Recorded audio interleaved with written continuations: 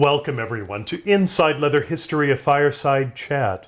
I'm Doug O'Keefe, the host of the Fireside Chats that I produce in cooperation with Mistress Joanne Gaddy in the United States. Today, I'm working with Knotbound, an Australian charity, to bring the Fireside Chat series to Australia. Today, we're in Brisbane, and I'm about to conduct a Fireside Chat with Pup Skout. But I offer a sincere thanks to Sir Twitch for the use of his comfortable home in Brisbane. And Pup Skout, welcome to the Fireside Chats. Good afternoon, Doug. How are you? I'm very well, thank you.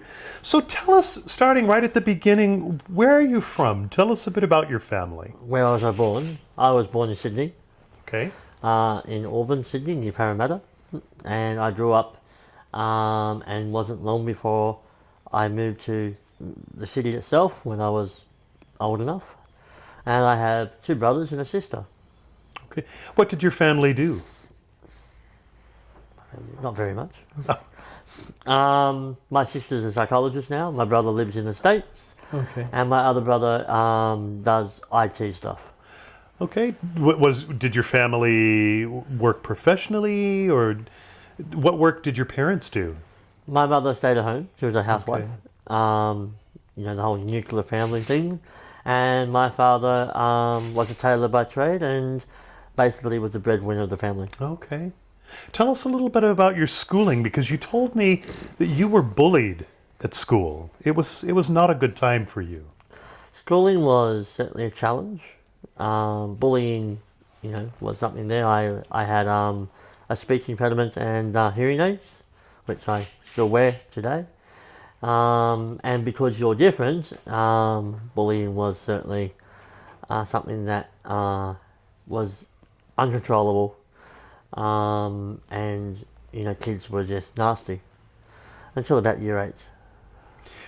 For example, what did they do? They knocked the hearing aids off. There was sometimes violence, name calling, pushing, shoving.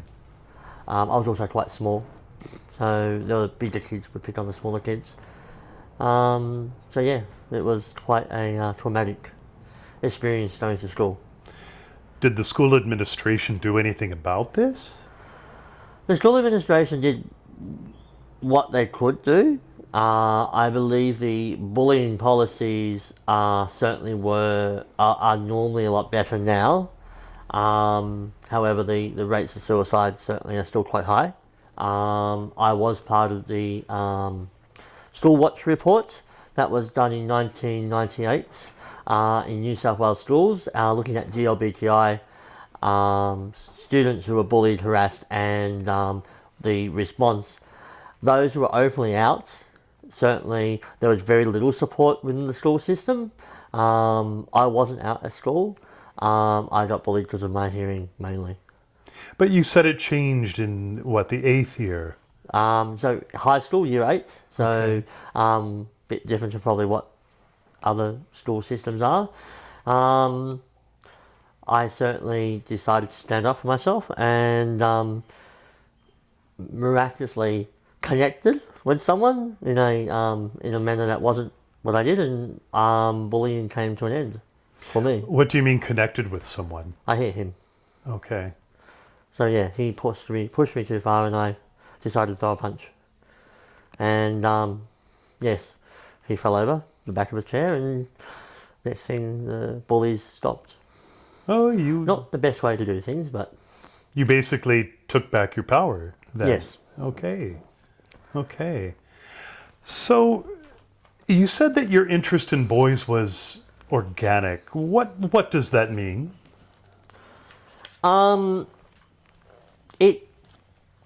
I knew from a very early age that I was different, that I didn't see girls like others would see girls. I saw boys as different. People would say, oh, that's, growing up, and that's, just what boys do. But as that continued into teenage years, it certainly got a lot more than just fiddling. It got a lot more to more of sexual nature, and certainly, a lot of friends would talk about women in a certain way, and I'm like, well, I don't feel that. And you learn to survive because you don't want to be out, because there was a lot of homophobia. So you learn to survive by going, oh yeah, I did that too. And you learn how they carried on and mocked their behaviour when you're looking at them in the change room rather than looking what they're going on with. So from a early teen years, I knew I was certainly gay. What was your attraction? What about them attracted you? Their muscles, the muscular. I mean, women just didn't do anything for me. Guys did. It was. I looked at a woman. Yeah, that's a nice girl. That was it. You look at a guy. Yeah, he's hot. So there was the chemical, I guess, in the brain were wired to go, hey, this person is hot. It's a guy, and I want to do stuff with this person. And from a female perspective, I didn't get that at all. But you said when we were preparing for this interview, you said that there was something called the Grim Reaper television ad that aired on Australian television, but you misunderstood it. So tell us about that. What was it? So the response, I was very young, so about 5 or 6, and I wear hearing aids. Back then I had hearing aids. And so your understanding on what aids were, because they weren't referred to as hearing aids, they were referred to as aids. Have you got your aids on? Suddenly this ad with the Grim Reaper, which was bowling at people who were the pins and knocking these people over, children, women, men, everyone. And it was quite a dark, it gave me nightmares, ad that made me feel that if I wore my hearing aids, I was going to die. So suddenly...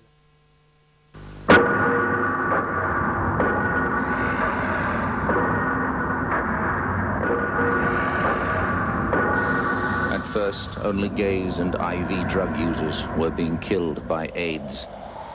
But now we know every one of us could be devastated by it. The fact is, over 50,000 men, women and children now carry the AIDS virus. That in 3 years, nearly 2,000 of us will be dead.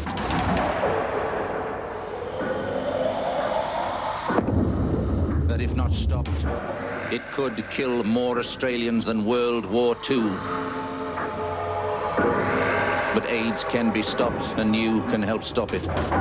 If you have sex, have just one safe partner, or always use condoms. Always.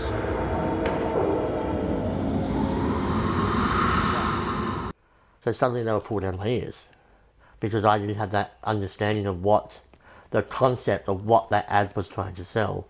What the ad was a government attempt to raise awareness about the HIV/AIDS epidemic that was occurring, which, without knowing at that age, obviously, but knowing the history of it now, created more stigma within our own within the communities against the GLBTIQ communities, especially those who are gay men, because a lot of people targeted gay men for the HIV/AIDS epidemic that occurred in that era, and that was around in the 90s.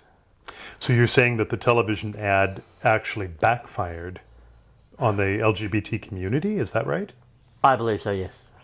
Okay. I firmly believe that ad caused more stimulus, caused more people to categorize people in a certain stereotype and caused severe stigma.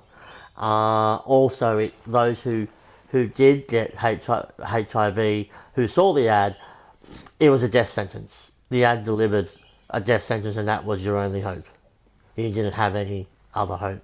And so I believed it certainly affected a lot of people's mental health as well with that advert. Did eventually other adverts come up that were better, that did a better job here? Or? Not to that degree. I think that ad certainly did. It did bring awareness to what was going on in a fashion that I don't know if that was the intention, but certainly it brought that. I think the government of the day would certainly say it was to be proactive, because they weren't understanding what was going on. However, by 1997, when I was 17, 18, ACON, which was previously AIDS Council of New South Wales, certainly was a lot more proactive with their adverts, and there was a lot more about condom use. There was a lot more, testing, and there was a lot more education out there for that. Because this is obviously before PrEP, so pre-PrEP days. It was a lot more. The advertising targeted was a lot more to remove the stereotype and to also remove the fact that it was no longer a death sentence. At the same time, governments have put money into research for drugs that were available on the PBS as well, for people to be able to manage their HIV. I'm sorry, PBS? Pharmaceutical Benefit Scheme. Ah, okay. Yes, okay. the PBS, Oh, Pharmaceutical Benefit Scheme. That's a scheme within Australia, Oh, okay. where people who are on low incomes or healthcare cards can get their medicines. Currently $6.20. It was probably less than, rather than $30, $40, or $50 or more. Got it. Okay. But taking one step back, you said a few moments ago that little card from the video shop got you into the bars when you were very young. Tell us a little bit about that. I also found headquarters down in Sydney, Okay. which was a SOPV. I'm sorry, SIVP? SOPV, Sex on Premises Venue. Got it. Okay. So I found Oxford Street because, it was always a joke. It was the pink triangle. And I wanted to find this pink triangle. Anyway, we found it. We stumbled upon the pink triangle, which was Oxford Street, where they had the old Aubrey Bar, Flinders Street Hotel, and the Barracks, and a few others. I mean, the Oxford is still there, the Stonewall is still there, but others are no longer there. So I found the Aubrey first, and that was amazing. And then you followed the crowd, and I found the Midnight Shift, I found the Flinders Hotel, and a lot of the times I just walked in and was never asked for ID. Okay. I mean, these days they're a lot more stringent with asking for ID. But I did look older than what I was, so I was able to pull that off. Because other people who were with me, who were sometimes a little bit older or younger, were asked for ID, and I just walked through like I don't need ID. And when they asked for ID, they accepted a Video Easy card, not a photo ID. Fascinating. So, because it had my date of birth on it, which the Video Easy guy who I knew fudged my date of birth on the Video Easy card so I could have one. So it said I was older than what I really was. And the Barracks Bar, which was the leather bar, and that's kind of where I met my first sir, was in the Barracks. It was more headquarters, but we went to the Barracks several times. On my 18th birthday, I walked up to the security guard and said, "It's my birthday." He said, "Oh, how old are you? You must be 21. And I laughed at him. I went, "No, I'm 18. And he wasn't very impressed. Tell us about the bars, though, at that time. What sorts of venues were they? The Aubrey was a very dance venue, very busy. The bars were probably a lot busier than what they are now. Back then, there was a vibe about them. There was this really good vibe, and this is our community vibe. Obviously, different tastes went to different bars, and different people went to different bars. Certainly, if you're in the Flinders Street bar, you knew at 3 a.m. in the morning you were there with the same crowd that were going to be there every other weekend for the next 10 years. Because that bar was the last to close. Okay. The Barracks was the leather bar. When was this? How long ago was this? 1996 Okay. to the early 2000s. Okay. But it's definitely changed around the Olympics. The 2000 Olympics. It really changed. Why do you think? Why then? Did they just go on a big cleanup campaign, or? There were more laws introduced in New South Wales to meet the requirements of the Sydney Olympics. There was also more alcohol laws being brought in. There were more violence incidents occurring on the streets. Oxford Street was not immune to violent incidents. I also believe that the drug scene got, like meth became more than rather than just speed or the stuff that was low, a lot that not used now as much, or ecstasy. Things were a lot stronger then, and they still continue to get stronger. And I feel that the lockout laws that came in much later, but I think that led up to the lockout laws that occurred in Sydney, Melbourne, Brisbane, which killed a lot of the nightlife in Australia. And for the benefit of an international audience, the lockout laws were basically at what time the bar was going to close and turn everyone out, right? Yes. Okay. So where bars used to go to 5, 6, 7 a.m., there wasn't really many restrictions by my understanding because they were all open quite late in the night spots. Everyone's now thrown out at, depending where you are, from 1 a.m. to 2 a.m. Okay. And they haven't gone and fixed, well, hold on, we've got all these people out of the bars who are now drunk, who now got to get home.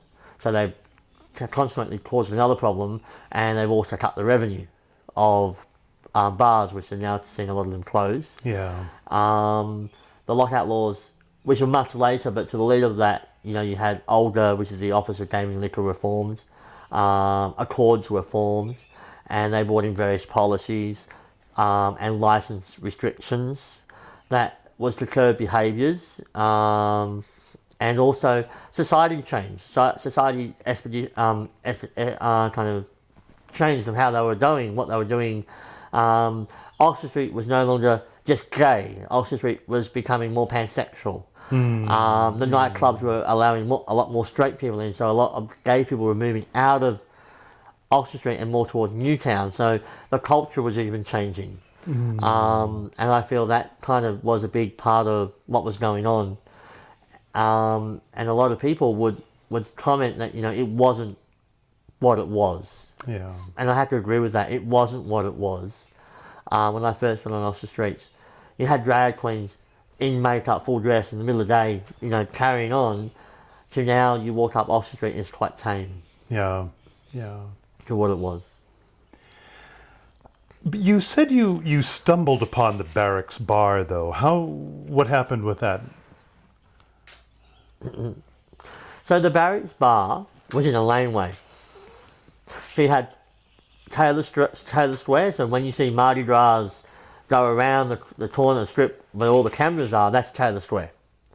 So that intersection is there, and that Taylor Square is right there. Okay. And you had a hotel there, and that was a very, I guess, what we call the credit card queens that would go and put everything on their credit cards, and they would go there. Anyway, there was a little laneway that was behind that building, and that went downstairs into the Barracks bar. Okay. So it was one night walking to go and get, there was a little kebab shop thing that was on the corner that you could get something to eat, and when you've been drinking and stuff, I remember walking around and here was this security guard just standing there. I'm like, why is he there? So I walked up and it was a bar, and there were people walking in there in leather, and I was like, can I go down? And he looked at me and said, are you 18? Yes. And I think it was also because I answered it so confidently that it wasn't ever asked. Like, are you sure? Like, yes, no, I'm 18. Okay. And this gentleman was in full leather, who was standing over by the side. I didn't really pay any attention because I was just, wow, look at this place, this is amazing. Had a few drinks and went home. I went there and decided to go there the following weekend and go there earlier, and there was this same gentleman in full leather standing in the bar, and he bought me a drink, and that was very appreciative, which was really nice. I then decided to go to headquarters, which was the leather sex on premises venue, because there was also Bodyline, which was the spa house, and there was a few others. And I was watching in the porn lounge, and this leather figure from the Barracks bar walked in. Okay. And I'm sitting there, and suddenly I got all scared. I'm like, what do I do now? Because he's blocking the entrance, there's no way in, no way out. And I'm like, I'll just pretend he's not there and just... And he's put his leg up, put his boot on the stool next to me. Do you want to lick my boots? What? So I did. Okay. Did he act as a mentor toward you then in the community? Definitely. Yes. How did that mentorship benefit you? In many ways. It brought me into the leather community. Okay. I got my first pair of leather pants, which I had to be suspended at Mephisto Leather to be able to get them for nothing. Whilst the shop was open. Okay. He was probably someone who was in the community who knew people, because I remember going to Sydney Leather Pride meetings and everyone knew who he was. Okay. I didn't quite understand that because politics of the community never came home. I was sheltered from these politics. So I didn't really know. It wasn't until we went to a few of the meetings where he brought me along that I realised the extent that he was involved in the politics. And it was quite interesting that a lot of the times the younger guys, and whether it was Mardi Gras with guys and girls and trans, but if it was Leather Pride, it was a lot of the younger guys, were taken to a separate room where we would come up with projects and they keep us entertained while the adults did the talking, I guess. Okay. And our voices weren't really... We were kind of protected from this political... whatever was happening. And I believe there were things that were happening I don't quite know. Huh. Okay. Because it wasn't something that was never discussed. We went home and what happened? Nothing. Nothing. He knew. Like he taught values of what he felt the values of the community were. I was a lot shy. I mean, most people would probably not believe that I was shy. Most people now know me as very outspoken. And certainly I speak my mind. I'm not afraid to do that. Now, back then I didn't. I was a lot more shy. The offer was made that, because he moved to Melbourne, that I could come to Melbourne with him, and I decided that I wanted to stay in Sydney. Okay. And the DS ended. Okay. When I was about 19. Do you still remain close with him? Yes. Okay, good. He's my first sir. All right. When I won Mr. Queensland Leather, he has a lovely place down in Melbourne, where he has 2 boys. And the boys come through the boys' entrance, not through the front door. So when I go and visit, I always go to the boys' entrance. Now, I'm not a slave. I mean, some of his boys identify as a slave. And I had never come out to him as a pup. I always was a boy. You should never underestimate a sir, because they generally know that, there's something different. Anyway, I messaged him and said, I won Mr. Queensland Leather, and his response was, I know you have. I'm on Facebook, remember? So... And which is something that wasn't there when we had the DS. Facebook wasn't a thing. Right. He invited me down. Next thing I had airline tickets in my inbox. Oh, I'm going down to Melbourne.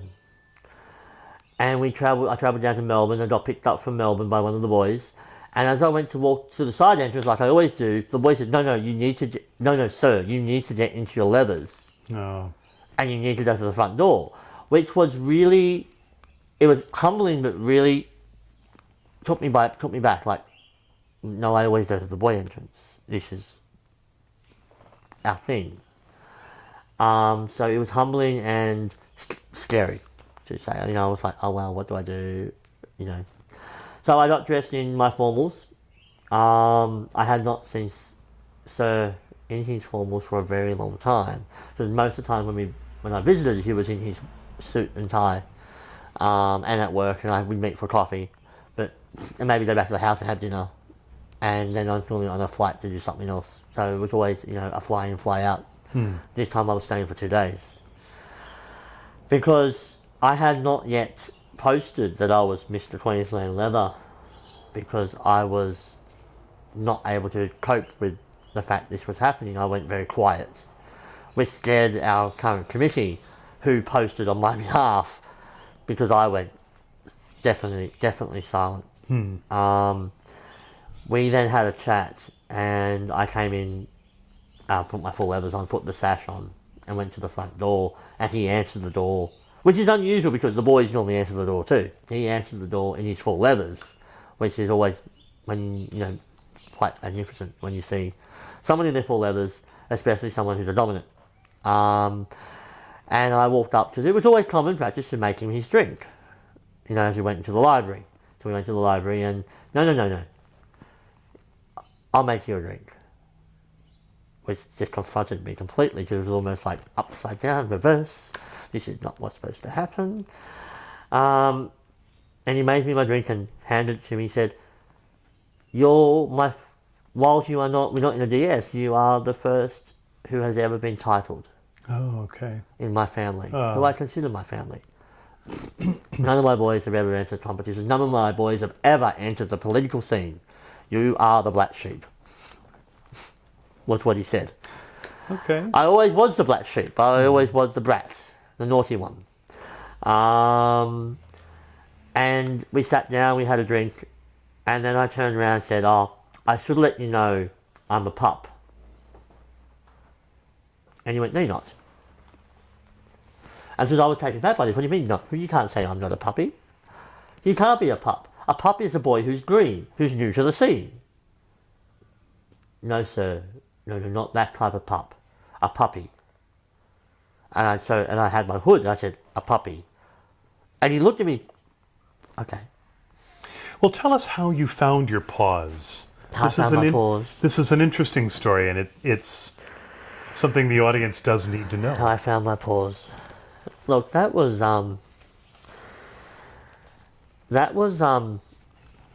prior to winning Mr. Queensland Leather, that I found my paws. I was at Acon in Lismore. So I had moved up from Sydney. No, sorry, Port Macquarie. I had moved up from Sydney, hadn't got to Lismore yet. Had got into Port Macquarie and moved up from Sydney.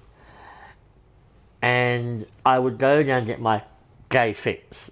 Okay. So go back to Sydney because there wasn't a gay fix in Port Macquarie.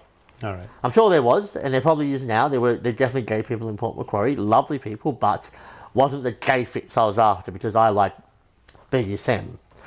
And I was scary because I also like leather. There wasn't many in Port Macquarie who were participating in the scene. Okay. All that I could find. I found my paws. Port Macquarie. Glenn Ferrero, who was the manager of Acon, turned around and said, you're very bratty. Are you sure you're not a puppy? And I'm like, what? What is this you speak of? And I went straight to, oh, no, I'm not into animals. I'm not into bestiality. What are you talking about? Which is a common misconception because those who are puppies are definitely not into animals. Right. You become puppy-like. You're more playful. And you certainly look for ways to have fun that a lot of dominants may not enjoy. Or enjoy but won't admit that they enjoy it because it gives them something to be challenged by. So yes, I found my paws and I was looking online at what puppy play was. Okay. And that was about 2012. And of course, one night my partner, who I've been together with since 1998, walked in and completely freaked out. And accused me of being into bestiality as well. And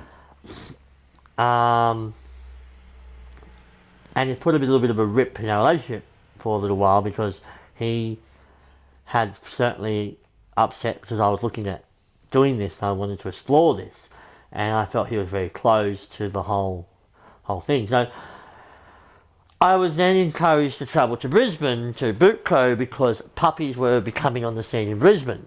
Mm-hmm. So I went to Bootco in Brisbane and found there were puppies in Brisbane and handlers. Anyway, my partner had also decided to do some research on puppy play and bought me my first hood. Oh, okay. But speaking of, you told me that each of the hoods has its own personality. Every puppy's different. Okay. So just because how I see puppy play is going to be very different to each individual. All right. So I have different hoods, and each hood has its own personality. Some puppies may only have one personality with different hoods. Some puppies may only ever have one hood. So every Okay. puppy is very individual, where I am very much, I have a few Okay. puppies, Okay. personalities. And as I grew and found my paws, that certainly did happen. And, you know, I'm known as Pup Skout. Okay. That name was first spelled S-C-O-U-T, it's now spelled S-K-O-U-T. Oh, okay. So yeah, it's changed. And it's changed also by dominance, you know, their influence on me. So I've had 3 dominants since moving up to Brisbane. Okay. So I've been in 3 DSs. Okay. You brought one of your hoods here. If you would share this hood, tell us about that. So this is Comet. Comet. Okay. This is not my first hood. Okay. This is my second hood. All right. So Scout is my first and Comet is my second. Okay. Now Comet is a fur, so it's leather, but it's not fur lined. You can have a look. Okay. I hope the cameras can get a good look at this. It's very elaborate. And this is the prototype that Wayne at the Creature of Desart did before he sold them. So we worked backwards and forwards in 2013 with how I wanted, using his design of my Scout hood, which is his black ones, how I wanted the fur. And it's interesting because when I said I want a fur hood, the thing I got was, I don't think I can do that. And yesterday he came back with, hold on, I found a nice fur, and this is where Comet came from. And the reason it's called Comet is because it's just like a comet in the sky. So Okay. imagine this big bright ball of ice comes travelling down towards us, and as it comes in, it wreaks a whole lot of havoc and then disappears into the night. Okay. And that's what Comet does. So you always know when Comet's about, because he will come in and there'll be cameras knocked over, Christmas trees knocked over, and then he's gone. How do people know the different name for your different hoods? Different personalities. So if I put this hood on, Comet will come out. Okay. If I put Scout on, you'll get Scout. But for example, if you were to meet a stranger in a bar. That would meet Scout. Okay. So the first pup they would meet would be Scout. Do you say, call me Scout? Or Yes. Okay. So you Yeah. actually work with them on that. Yeah. So yeah, the first pup they'll meet is Scout. Scout is the lead, I guess, the lead pup. Got it. And there's Spanky.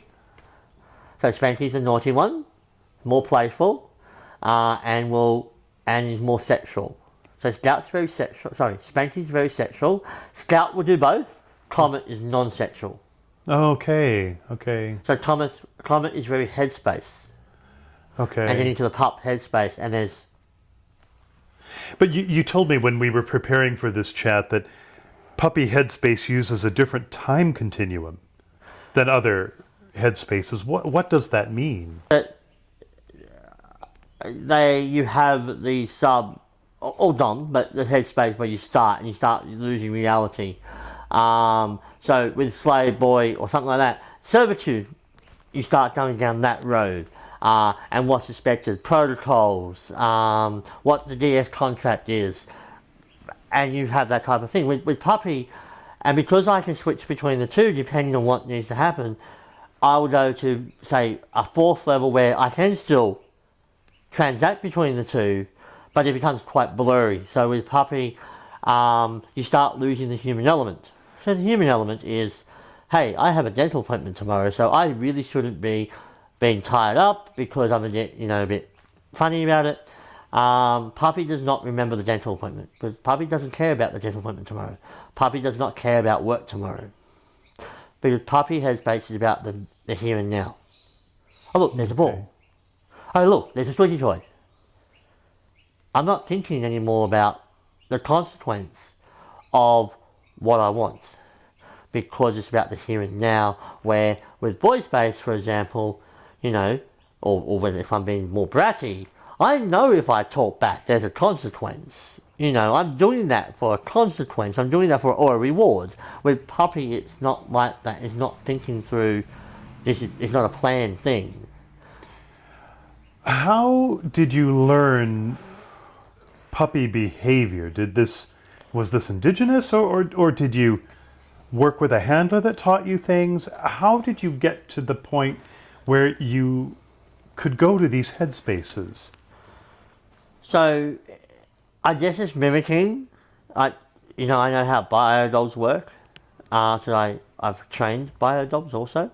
So understanding how they work, and then mimicking that behaviour. With puppy, with boy and I guess because I already had done DS stuff, I had that understanding of protocol and subspace.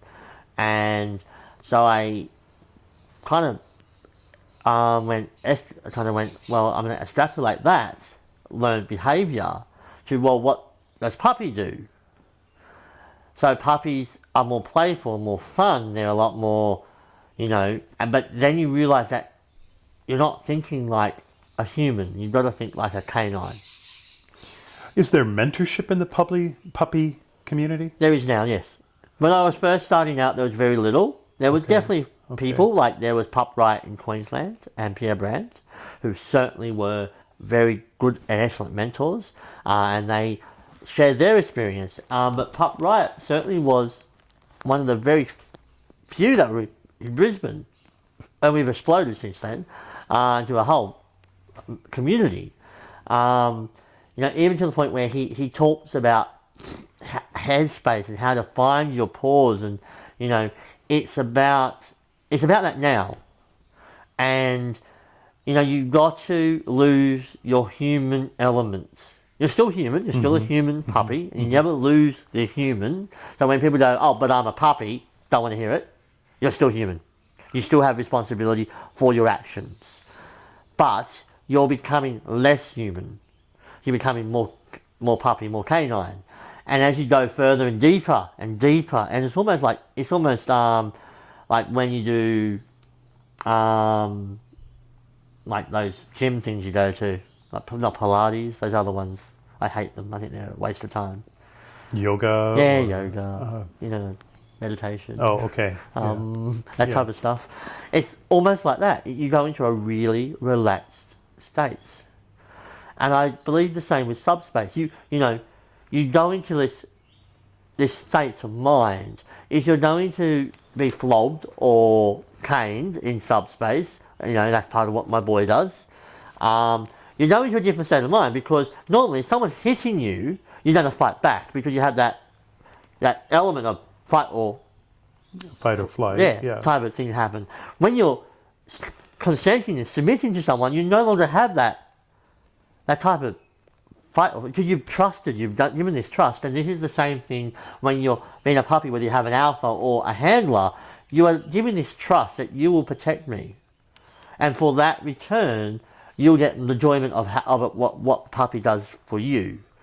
So alpha puppies have this. When they have betas and omegas, they get that element of enjoyment, what that puppy does, but they have that trust. So all these relationships and these dynamics are built on trust. And that's the key to I feel, a successful BDSM relationship, is having this element of trust and respect for both parties. So it's not just one-way streets, it's both parties. So when with puppy, for example, when I go into the puppy headspace, I'll go really, really deep. And you start losing, I'm not able to drive for an hour or two after because I'm not capable. If I get flogged, I shouldn't be behind a car or driving wheel because you're almost drunk. Because of all the endorphins that's going through your head, you shouldn't be driving. Same thing when you're in a puppy, when you're coming out of that space, you shouldn't be operating machinery. It's that simple because it's got the same principles behind what's happening in a normal BDSM type of scene. Now, when you're in your puppy space, whichever it is, do you have a master? Do you have someone that basically is the puppy owner? No. So you're just a free-range pup out there. I have a sir who certainly takes on the handler role, but it's more, and I mean, there is certainly a puppy handler dynamic in that. Generally speaking, I guess, because of my position within the community, has certainly retained that I don't really have a handler. I'm really self-handled. I generally find that when I do puppy now, it's not in public. It's now in closed doors. It's not as public. I mean, it's now, I don't get into the headspace like I used to. And a lot of the reasons are, when I have started getting into the headspace at the Queensland Pup and Handlers, MOSH, as the president, I will then have someone whisper saying, oh, we need you to do something. And you've got to snap out of. And I find that snapping out is really bad for the headspace. So you really, in public, you suddenly learn that, oh, I can't bring puppy out. You've got to be, so this is why I have these levels. I get to that level and I won't go any further with it. So there's still more human there than puppy. So you won't get the same interaction, but in a private, behind closed doors, when puppy comes out, puppy comes out. What personal satisfaction does that afford you? Puppy coming out? Or not coming out? Both. It's a catch-22. It really is. It's if you think of Maslow's hierarchy of needs, almost. I need to have my puppy come out, but as have been elected as president of the club, I need to also make sure that others have a great and safe time.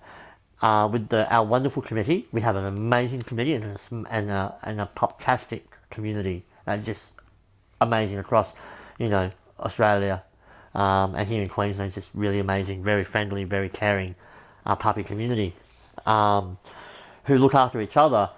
But when you're running an event or in that thing, it's really hard to get into that, to have puppy come out. But when you do, Yeah. you say you do it privately. When you do, and you go into that very deep puppy space, what personal satisfaction does that afford you? I don't have to think about the world. I don't have to think about tomorrow. I don't have to worry about, am I going to be able to pay my phone bill? Oh, okay. It's very relaxing, it's very soothing. I don't have to worry. I'm being looked after, I'm being cared for, and I get to have fun. Oh. And there will always be those bills tomorrow, but in that time, in that right here and now, they don't exist.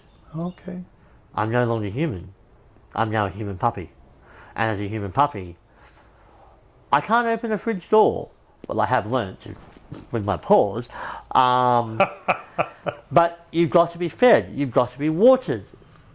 And if it's Spanky who's out, there's going to be some form of sexual activity. If it's Comet who's coming out, it's going to be more about playing with the ball and doing puppy things. It may be rolling on your back, it may be sitting, it may be staying, and doing, what puppies do. Or it may be just laying in your sir's lap and getting stretches, and just having that nice connection and that time together, which is just really important. What advice have you for people new to the puppy community? Be you. Be who you want to be. Don't let anyone tell you what puppy is. That's the same in any BDSM or leather community. Don't if you want to conform with what people say the norm is, that's your choice. But we are a community, and if we all looked exactly the same, we'd be robots. So explore your puppy safely, explore your community. You may not be a puppy, you may become a handler. So you may be one or the other, or you may be both. And you want to be able to be you, and just don't rush. Don't rush out and buy your first hood. Because in a year's time, your personality is going to be so different that you may not want black, you may want pink. So, and there's so many more options. When I first came out, there was one hood that fits all. I actually have that hood here. There was one hood that fits all. And that was it. That's the only hood you could buy. When I first was finding my paws.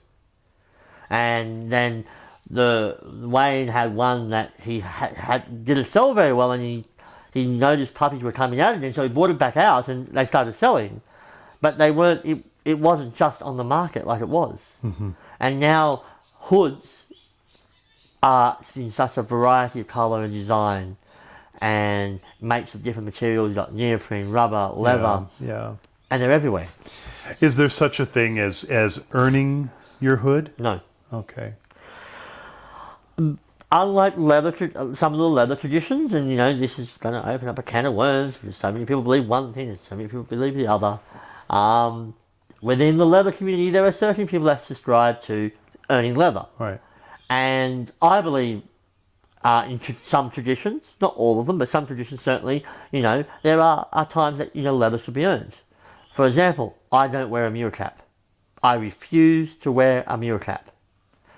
My traditions and what I believe in the values is it must be earned. It must be presented by community. Okay. Or you must have a house, and your house sees you as a master or sir.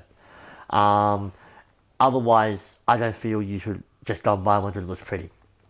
Puppy hoods are different because it makes your personality if you choose to.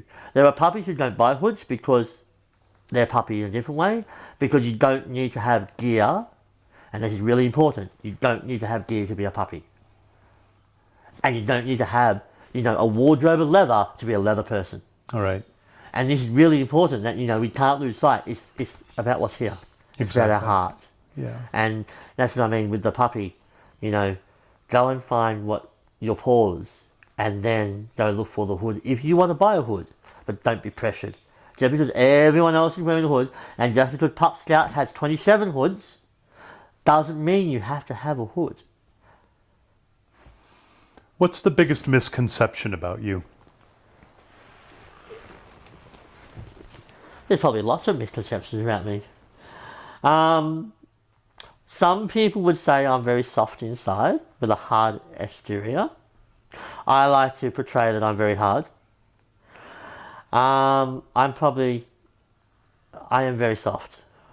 I find that, the community is everything to me, and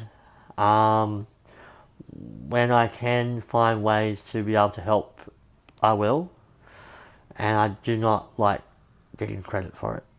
I will find other ways that other people get the credit, not myself. I'll hide behind positions. Oh, that's the treasurer. The treasurer's just got to pay the bills. That's the president's role. I just vote. People don't need to know that when assistance comes that, I may stamp my foot or, put an argument up saying this is what something needs. And a good example was a member had his medical equipment stolen from Buco. Not from Buco itself, but Buco, I went to the committee and asked Buco to, can we grant, because this person is on a pension and can't afford, and we were able to replace his equipment for him. Oh. If another member didn't contact me and said, have you seen this post on Facebook, I would never have known, and we may never had realised. And it was just lucky that the club was in the position to be able to go, hey, it's not that expensive and we can afford to help, because without his equipment, this person could die. And unfortunately, with our current government structures in Australia, he already had his equipment replaced. If you lose it, you've got to replace it yourself, or wait 2 years. Wow. And it was stolen. There was a police report. Yeah. So, and this is where my first sir says, you get into the politics. but you get into the politics to make a difference. Yeah. He says some people don't. And I think that's really important. You know, the misconception is that, you know, I'm not always as hard as I may like to pretend that I am. Pup Skout, thank you. Thank you for very a much. fantastic interview here in Brisbane, Australia. Yes. Thank you. Thank you very much. Okay.